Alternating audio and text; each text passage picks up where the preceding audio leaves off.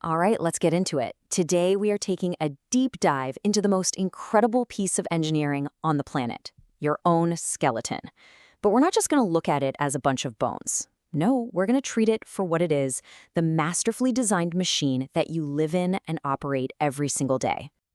So what's the actual blueprint for this machine? Well, it's your skeleton, of course. It's the chassis that gives you form, it's the support structure holding everything up, and it's this incredibly intricate system of levers that lets you interact with your world. So let's start where any good machine starts, the central core. Okay, first up, every great machine needs a strong, stable central core. For us, that's the axial skeleton. We're talking the skull, the vertebral column, and the rib cage. Just think of it as the body's main anchor. It provides stability and, maybe most importantly, protects all the VIPs, your brain, spinal cord, heart, and lungs. Now, the spine isn't just a straight rod. It has these beautiful natural curves that give it strength and flexibility. But, sometimes those curves can become a little exaggerated, throwing the whole machine out of alignment. Scoliosis, for example, is when the spine curves sideways. Kyphosis is that excessive rounding of the upper back, and lordosis is a deep curve in the lower back, what some people call sway back. Now let's move around to the front of our core, the ribs. You might not know this, but there is a difference between true and false ribs. And it all comes down to how they connect to the sternum, your breastbone. The first 7 pairs are true because they plug right in. The rest? They're called false ribs because they either connect indirectly or, in the case of the last 2, the floating ribs, they don't connect at the front at all.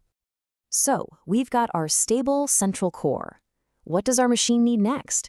It needs tools. Tools to reach out, to grab, to build, to interact with the world around us. And that, my friends, is the job of your upper limbs, your shoulders, arms, and hands. And this whole system kicks off with the shoulder girdle. That's your shoulder blades, the scapula, and your collarbones, the clavicles. And its #1 design feature isn't what you might guess. It's not about raw power, it's all about providing an absolutely incredible range of motion. And here's the secret to why you have that amazing motion. Your shoulder blade only really attaches to your body's central frame at one tiny point, through the collarbone.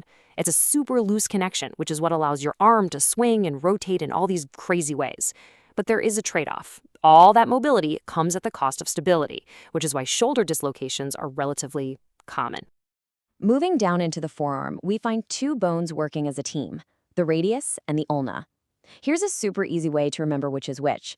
The radius is on the thumb side. It radiates around the other one. The ulna is on the pinky side. And you know that bony point of your elbow? That's actually part of the ulna. It's a cool feature called the olecranon process. All right. We have our core. We have our tools for interacting with the world. Now our machine needs to be able to move from point A to point B. This next section is all about that powerful foundation that carries our entire body weight and gives us the gift of locomotion, our lower limbs. And it all starts with this absolute powerhouse, the femur. It is, without a doubt, the largest and strongest bone in your entire body. It's so tough, in fact, that when you hear about an older person breaking their hip, it's usually not the hip bone itself that breaks. It's often a fracture of the much narrower neck of the femur, right where it plugs into the hip socket. So here's a simple question, but the answer is so important for how our legs actually work. Why do we even have a kneecap, a patella? It kind of seems like this random little floating bone, right? Well, it's not random at all. It has 2 absolutely essential jobs. First, it's a shield. It protects the incredibly complex knee joint from any head-on impacts. But second, and this is the brilliant engineering part, it acts like a pulley. It increases the leverage of your massive quadriceps muscle, allowing you to straighten your leg with way more force. Now, just like the forearm, the lower leg has 2 bones. But unlike the forearm, these 2 have very different jobs. The tibia, or your shin bone, that's the workhorse. It bears almost all of your body's weight. The fibula, running right next to it, is really just there as an attachment point for muscles and to help form the outer part of your ankle. It's not a major weight bearer at all. Okay, so we have our core, our tools, and our foundation. But a pile of bones doesn't make a machine, does it? We need to understand how it's all connected, and, more importantly, how all these parts get moving. These connection points have a fancy name, articulations. We just call them joints. And just like in any machine, The joints are where all the action happens. The vast majority of the joints in our bodies are what we call synovial joints. These things are brilliantly designed for movement. They even come with their own self-lubricating fluid to keep everything running nice and smooth. Now, every joint has a support crew, and it is so important to know the difference between them. Think of it like this. Ligaments are like tough, fibrous straps that connect bone directly to bone. They provide stability. Tendons, on the other hand, are the cables that connect muscle to bone. They're what your muscles pull on to actually create movement. So let's look at a couple of the most basic movements. First, you have flexion. That's just bending a joint, which decreases the angle, like when you bend your knee. The opposite of that is extension. That's straightening the joint back out, increasing the angle. Simple, right? But these two movements are fundamental to pretty much everything we do. Now, here's a really clever movement that's pretty much unique to the forearm. Supination is when you turn your palm up. A great way to remember this one is that you can hold a bowl of soup when your hand is supinated. Pronation is the opposite, turning the palm down. And what's wild is that this happens because one bone, the radius, actually rotates over the top of the ulna. Finally, in all the high-friction areas of our machine, think shoulders, knees, elbows, we have these amazing little things called bursae.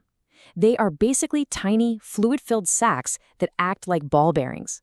They sit between tendons, ligaments, and bones to make sure everything glides smoothly without rubbing and causing damage. They are truly the unsung heroes of painless movement. So, we've built our human machine from the ground up. Now for the most important part. How do we maintain it? This last section is all about common problems and, more importantly, how to keep this amazing machine running well for the long haul. One of the biggest maintenance issues for our machine is arthritis, which really just means inflammation of a joint. There are a few major types. Osteoarthritis is the classic wear and tear kind that comes with age and overuse. Rheumatoid arthritis is a whole different ballgame. That's an autoimmune issue where your own body's defenses mistakenly attack your joints. And then there's gout, which is caused by tiny, sharp crystals building up in a joint, which, as you can imagine, is incredibly painful. So what can you, the mechanic, do? The advice is actually pretty straightforward. First, use your joints. Move them through their full range of motion regularly to keep them mobile and healthy. Second, engage in weight-bearing exercise. This helps keep your bones strong and dense. And third, and this one is absolutely crucial, you have to give your body adequate time to recover and repair itself after you work it hard. And that really brings us to our final thought. Your body is, without a single doubt, the most complex, high-performance machine you will ever own. So the question I want to leave you with is a simple one. Are you being a good mechanic? Thanks for joining me on this tour of the human machine.